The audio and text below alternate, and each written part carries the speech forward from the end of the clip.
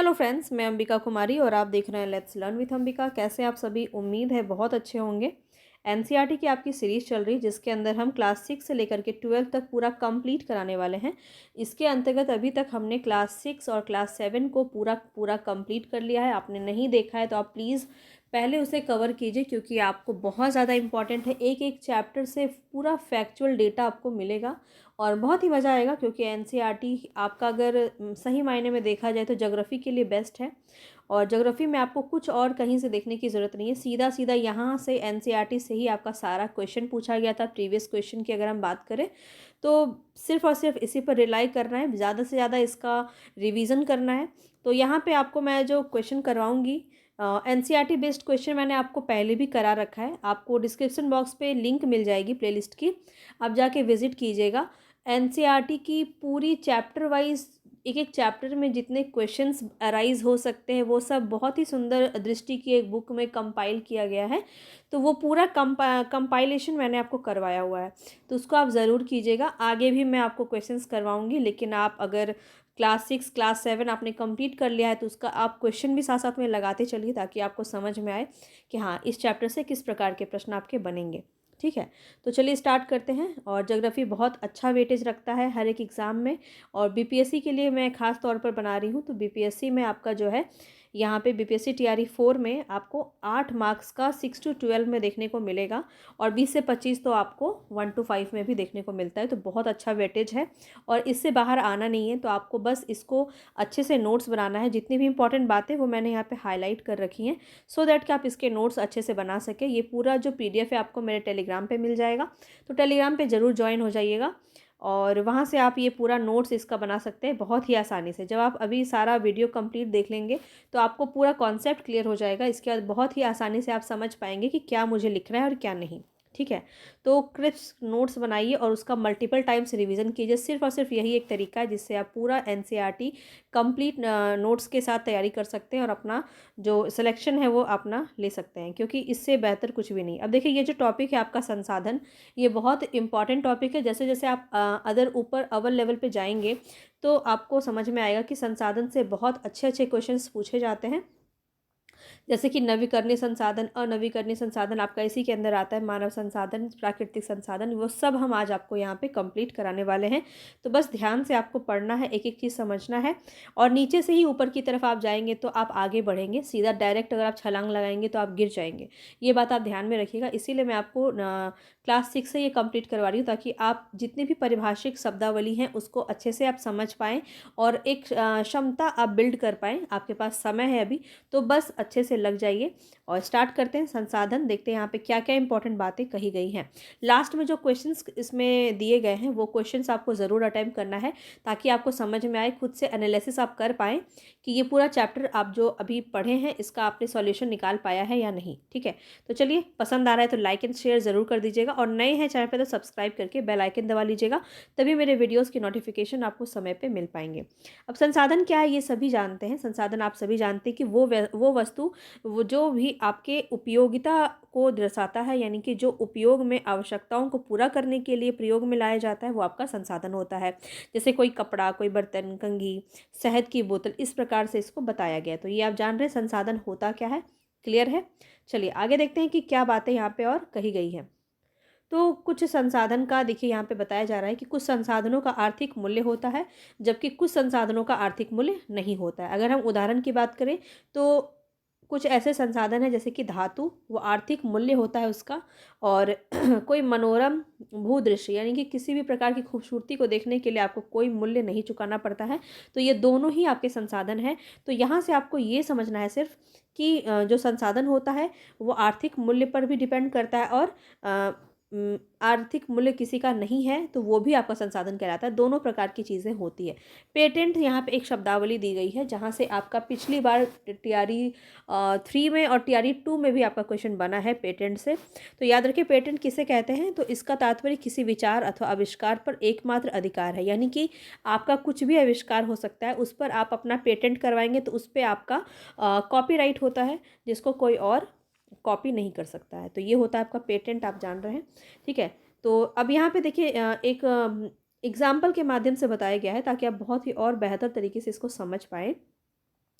तो देखिए जैसे कि दादी का कोई घरेलू नुस्खा है, वो उसका वाणिज्यिक कोई मूल्य नहीं है, मार्केट में उसका कोई मूल्य नहीं है, लेकिन अगर उसी को पेटेंट करवा कर मेडिकल फॉर्म में बेच दिया जाए तो उसका एक आर्थिक रूप उसका हो सकता है मूल्यवान, ठीक है। तो ये इस प्रकार से काम करता है आपका।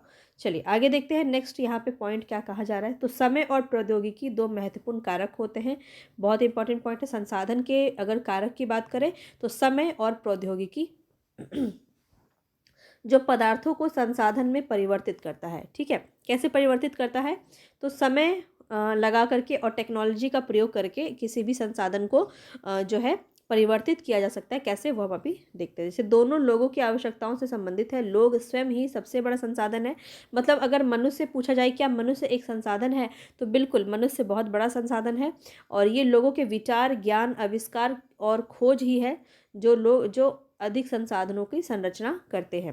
प्रत्येक खोज अथवा आविष्कार से बहुत से अन्य खोज एवं आविष्कार होते हैं। जैसे आग की खोज से खाना पकाने की पद्धति प्रचलित हुई, इसकी प्रक्रिया प्रचलित हुई, है ना। और पहिए के आविष्कार से वाहन का विकास होने लगा। जल विद्युत बनाने से प्रौद्योगिकी ने और तेजी लाकर जल से ऊर्जा को यानी कि विद्युत को भी उत्पन्न करना, ये सब चीज़ें एक दूसरे से इंटरलेक्टेड है, ये बात यहाँ पे बताई गई है। चलिए आगे देखते हैं। तो संसाधन के क्या प्रकार हैं? संसाधनों के प्रकार। सामान्यतः संसाधनों को प्राकृतिक, मानव निर्मित और मानव में वर्गीकृत किया जाता है। यानी कि ये 3 प्रकार से आपका देखने को मिलता है। तो यहाँ पे प्राकृतिक संसाधन क्या होता है? तो ऐसे संसाधन जो प्रकृति से प्राप्त होते हैं, अधिक संशोधन के बिना, मतलब इसको बिना किसी रीयूज़ यानी कि इसका मूल ढांचा को बिना परिवर्तित किए हुए इसका प्रयोग किया जाए तो वो आपका प्राकृतिक संशोधन होता है, ठीक है, संसाधन होता है, सॉरी। तो वायु, जैसे कि हवा हो गया जिसमें हम सांस लेते हैं, नदियों का पानी, झीलों का जल, मिट्टी, खनिज, ये सभी आपके प्राकृतिक संसाधन के रूप में होते हैं जो आपको प्रकृति उपलब्ध करती है निःशुल्क, ठीक है। इसके लिए कोई शुल्क नहीं लेती है। प्राकृतिक संसाधन जो होते हैं वो ईजिली अवेलेबल होते हैं और सीधे ही उपयोग में लाए जा सकते हैं। कुछ परिस्थिति में प्राकृतिक संसाधन का सबसे अच्छी तरह उपयोग करने के लिए क्या होता है, औजारों और प्रौद्योगिकी यानी कि टेक्नोलॉजी का प्रयोग किया जाता है ताकि इसका और बेहतर तरीके से प्रयोग किया जा सके। तो प्राकृतिक संसाधनों को विस्तृत रूप से नवीकरणीय और अनवीकरणीय संसाधनों में विभाजित किया जाता है। तो यहाँ से ये क्वेश्चन आपका बना है पिछली बार भी कि किस प्रकार से जो है नवीकरणीय और अनवीकरणीय संसाधन को विभाजित किया गया है। तो प्राकृतिक संसाधन को विस्तृत रूप देने के लिए, ठीक है, तो प्राकृतिक संसाधन को ही विस्तृत रूप में नवीकरणीय और अनवीकरणीय संसाधनों में विभाजित किया जाता है। ये बात आपको ध्यान रखना है। अब देखिए क्या होता है नवीकरणीय संसाधन। यहाँ से क्वेश्चन काफ़ी ज़्यादा पूछा जाता है। तो नवीकरणीय संसाधन ऐसे संसाधन होते हैं जो शीघ्रता से नवीकृत या पुनः पूरित होते हैं, यानी कि चक्रण कह सकते हैं आप कि चक्रीय प्रवृत्ति यहाँ पे होती है कि उस चीज़ को रीयूज़ किया जा सकता है। इसमें से कुछ असीमित हैं और उन पर मानवीय क्रियाओं का प्रभाव नहीं होता, जैसे कि सौर ऊर्जा, पवन ऊर्जा, इस प्रकार की जो ऊर्जा है वह मानवीय क्रियाओं का इस पर कोई प्रभाव नहीं होती, ये असीमित हैं। लेकिन कुछ ऐसे भी नवीकरणीय संसाधन है जैसे कि जल क्या होता है, फिर से रीयूज़ होता है। आपने पढ़ा है पुनर्चक्रण विधि क्या होता है ना।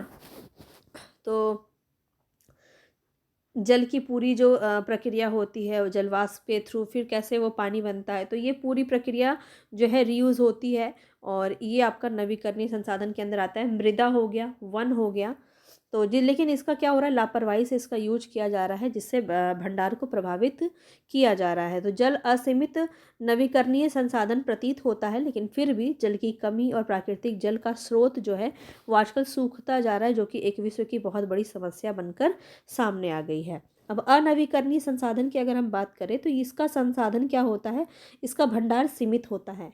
ये जो छोटे छोटे पॉइंट है इसको आपको नोट करना है, ठीक है। जो जो मैंने हाईलाइट कर रखा है ना ये ज़रूर से नोट कीजिए क्योंकि ये आपके इम्पॉर्टेंट होते हैं। भंडार के एक बार समाप्त होने के बाद उनके नवीकृत एवं पुनः पूरित होने में हजारों वर्ष लग जाते हैं। ये बात ध्यान रखिए कि ऐसा नहीं कि फिर वो एकदम से ख़त्म ही हो जाएगा, लेकिन उसको फिर से यूज़ में लाने के लिए बहुत हज़ारों साल का वर्ष का समय लगता है और यह अवधि मानव जीवन की अवधि से बहुत अधिक है। एक मनुष्य जो है वो हज़ारों वर्ष तो नहीं ज़िंदा रह सकता है ना, तो उसके लिए तो जीवन में एक ही बार वो प्रयोग में आएगा। इस प्रकार के संसाधन नवीकरणीय संसाधन कहलाते हैं। जैसे इसका उदाहरण याद रखिए, कोयला और पेट्रोलियम बहुत ज़्यादा इंपॉर्टेंट है, प्राकृतिक गैस, ये सब कुछ इंपॉर्टेंट उदाहरण है जहाँ से सीधा सीधा प्रश्न आपका पूछा जाता है।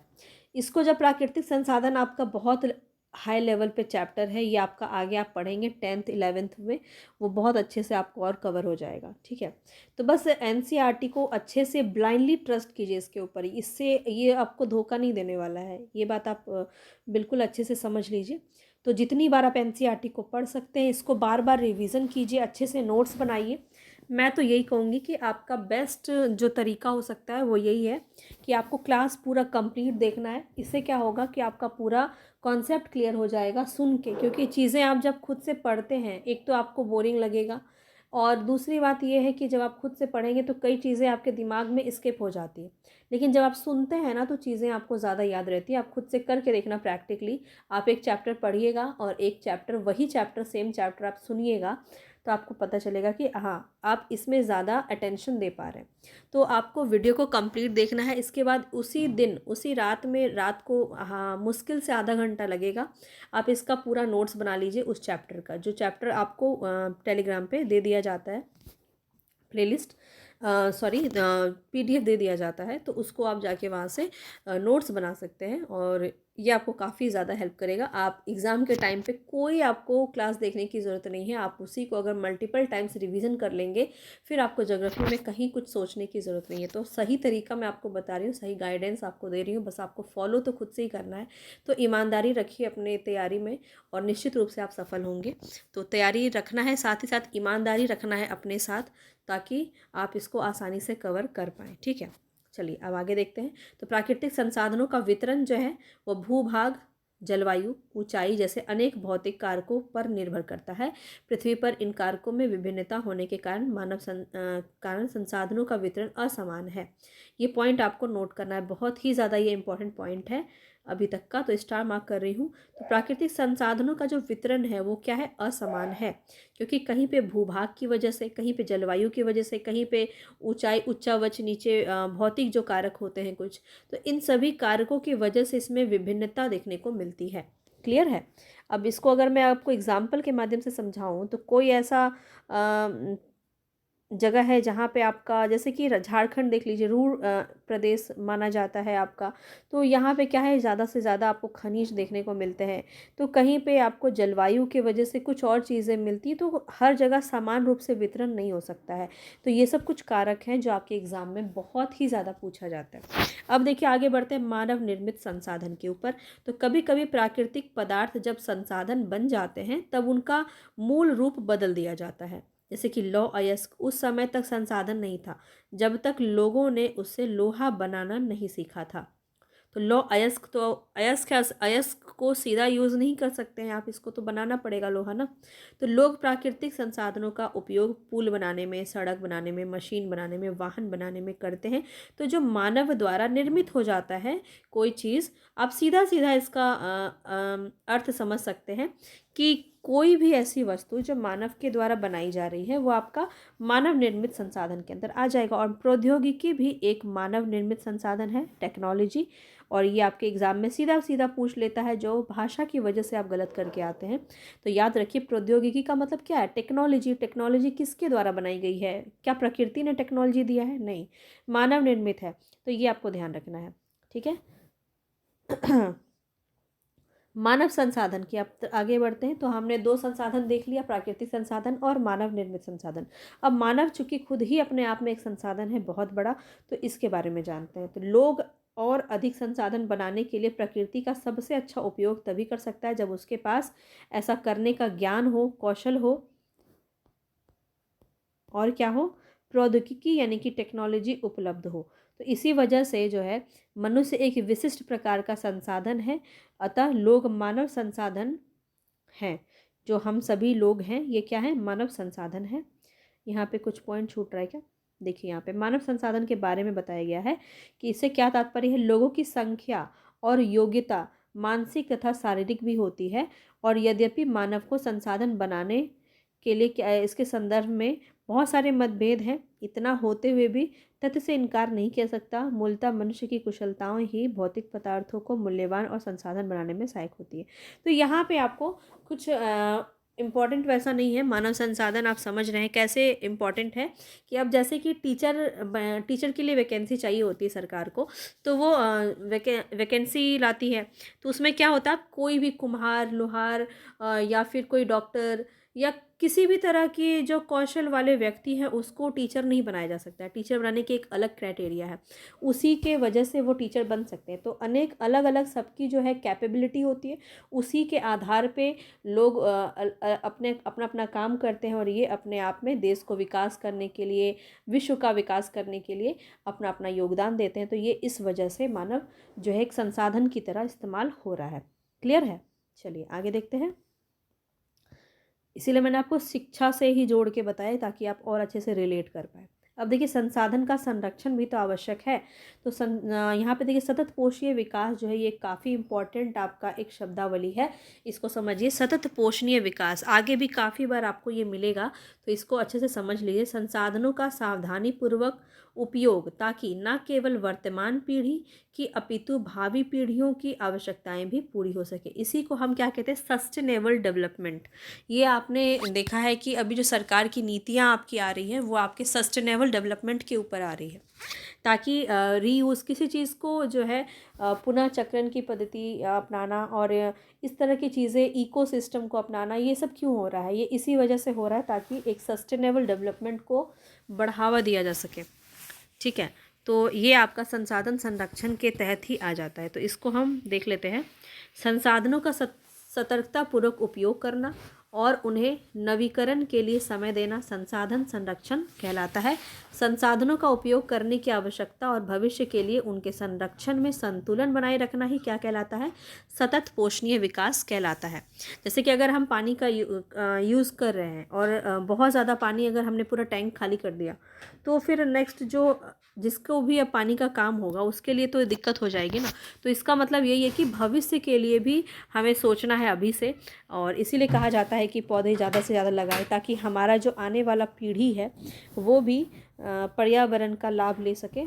ठीक है, तो ये एक बहुत ही कह सकते हैं सेंसिटिव मुद्दा है, और इस पर बहुत चीज़ें डिस्कस की जा सकती हैं सतत पोषणीय विकास के ऊपर। तो संसाधनों के संरक्षण के अनेक तरीके हैं। प्रत्येक व्यक्ति उपभोग को कम करके वस्तुओं के पुनर्चक्रण और पुनः उपयोग पर योगदान दे सकता है। तो ये बहुत ही इम्पोर्टेंट जो आपका एक टॉपिक है, इसको अच्छे से समझिए। अंततः यह एक विभिन्नता बनाता है क्योंकि सभी जीवन एक दूसरे से जुड़े हुए हैं। अब यहाँ पे कुछ कहानियाँ हैं, इसको रहने दीजिए। तो इस प्रकार से आपने देखा क्या होता है सतत पोषणीय विकास, क्या कैसे आप पर्यावरण का संरक्षण कर सकते हैं रीयूज़ करके। ठीक है, तो कैसे मदद मिलती है संसाधन संरक्षण से, कैसे मदद करने में अगर हम देखें तो हमारी पृथ्वी और इस पर निवास करने वाले जो लोग हैं उसका भविष्य पेड़ पौधे और परितंत्र की सुरक्षा और संरक्षण से जुड़ा हुआ है। आगे आपका पर्यावरण का एक बहुत बड़ा मुद्दा है जो कि एग्ज़ाम में काफ़ी ज़्यादा देखने को मिलेगा। प्राकृतिक संसाधन से ही यहाँ पे स्टार्ट होता है, एक तरह से आप कह सकते हैं। तो यह क्या सुनिश्चित करता है, हमारा कर्तव्य क्या हो जाता है कि सभी नवीकरणीय संसाधनों के उपयोग सतत पोषणीय हो, पृथ्वी पर जीवन की विविधता संरक्षित की जाए, प्राकृतिक पर्यावरणीय तंत्र की हानि को कम से कम किया जाए। तो ये सभी कुछ यहाँ पे बातें कही गई हैं। अब क्या सिद्धांत हैं सतत पोषणीय विकास के, इसको एक बार देख लीजिए। जीवन के सभी रूपों का आदर और देखभाल, मानव जीवन के गुणवत्ता को बढ़ाना, पृथ्वी की जीवन शक्ति और विविधता का संरक्षण करना, प्राकृतिक संसाधनों के ह्रास को कम से कम करना, पर्यावरण के प्रति व्यक्तिगत व्यवहार और अभ्यास में परिवर्तन, समुदायों को अपने पर्यावरण की देखभाल करने योग्य बनाना। तो यहाँ पे कुछ ऐसे सिद्धांत हैं जो जिस पर चल करके एक सस्टेनेबल डेवलपमेंट को बढ़ावा दिया जा सकता है, और इससे आने वाले फ्यूचर में आप जो है परिवर्तन देख सकते हैं। तो यहाँ पे कुछ इसके अभ्यास प्रश्न भी दिए गए हैं जो आपको बिल्कुल आपको इसको अटेम्प्ट करना है। और यहाँ पे देखिए आपका जो क्वेश्चन दिया गया है इसको आपको बनाना है। निम्नलिखित में से कौन संसाधन को निर्धारित नहीं करता है। तो ये क्वेश्चन अगर आप पूरा अच्छे से कर लेते हैं तो आपको एक जो है एनालिसिस आप खुद से कर पाइएगा कि ये पूरा चैप्टर आपको कैसा लगा, समझ में आया कि नहीं आया। तो ये सारे आपके चैप्टर में ही दिए गए हैं, ठीक है। तो इसको आप ज़रूर एक बार कर लीजिएगा, ठीक है। मिलेंगे नेक्स्ट वीडियो में। और क्लास 8 का आपका स्टार्ट हो चुका है, चैप्टर 1 आज हमने कंप्लीट कर लिया है, ठीक है। चलिए मिलेंगे नेक्स्ट वीडियो में, तब तक के लिए धन्यवाद।